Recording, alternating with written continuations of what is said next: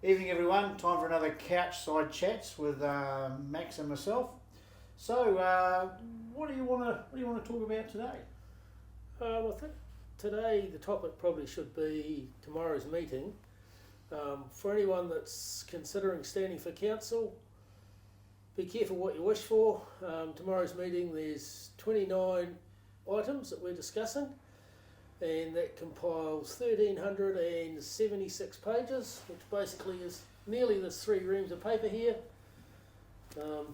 If we were printing this off, you'd need a forest for all 15 of us to have a read of that, and then you've got to rifle through it and find everything fast enough because it's all evolving very rapidly. But realistically, if you want to run for council, you have to be prepared to do some serious reading, some serious comprehension skills, and you've got to tie lots of bits of information that are right through this whole agenda into a thought process that will help you on the day. And that's a big job, actually. And if you're running for council, you need to start putting some time and effort into it soon, actually, because I can tell you as a newbie this term, at the start it was pretty overwhelming. You have no idea of how the process works really unless you've been in there and done it, and I take my hat off to anyone who's done it for multiple terms.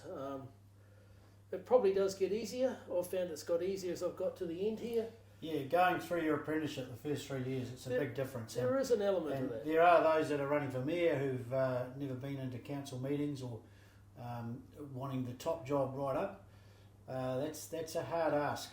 Like I say, this is just one meeting, and that's how thick the reading. Imagine reading a book that thick. And that's just one meeting. That's another thing too. I think we've got too many people in council producing this much documentation for one meeting. I think it can be simplified.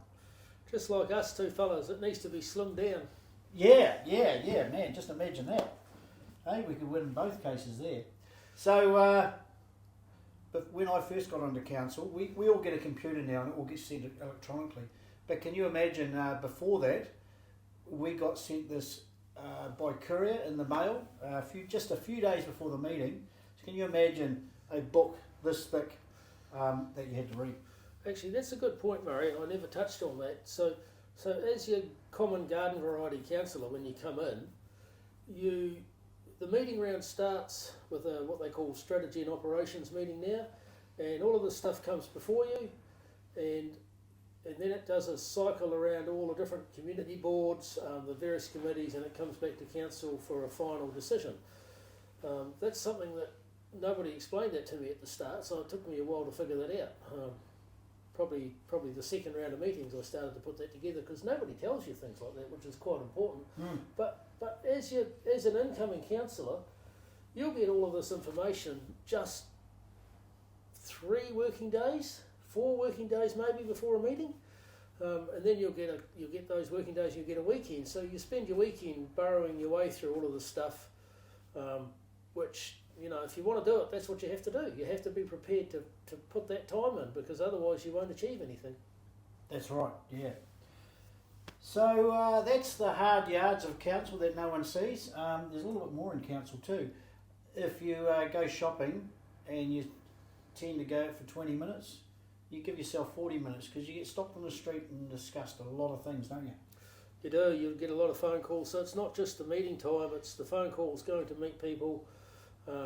Actually, I'll tell you what I've really enjoyed, other than this, because I like getting my head into this stuff. Yeah. But what I've really enjoyed is when someone rings you up and they've got an issue that they're having trouble with, and you can go out and you can help them work their way through it, or get an outcome that maybe not as bad as what they had lined up to start with. That's great, eh? There's a lot of that stuff happens, and that's a really good feeling, actually. And that's just the little wins every week. There's 5 or 6 of those every week. It's really good if you're doing your job as a councillor.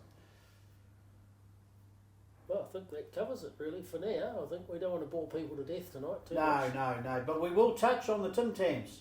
So you see this sign here. If you see that at businesses, we've currently got, I think I've put around 35 to 40 of the petition clipboards, and half of them have got these signs. and I think we're going to Friday or something. You're going to By the end of help the us. week, Yeah, you're going to help us on Friday. Yeah, by the end of the week we should have these at 100 businesses around town, and Chongi's going to put it up on his Councillor Chong Insight page, a list of them. You should be able to go to any suburb, to the high turnover shops, the dairies, I'm not sure if the petrol stations will let us do it, the barbers, anyone who's affected by these cycleways in their business, they should have one on their counter. If you don't and you want one, reach out to us. But by the end of this week, there'll be 100 billboard petition clipboards around town at different businesses. Yeah, that's right. So do your bit. Like I say, it's not an anti-petition, it's a survey. So if you want the Tim Tams, fill out the survey. If you don't want the Tim Tams, fill out the survey. So it all counts and it all gives the perspective of what a real consultation means. So I think that's we'll cut it at that. So it's good night from me. And it's good night from him. Cheers.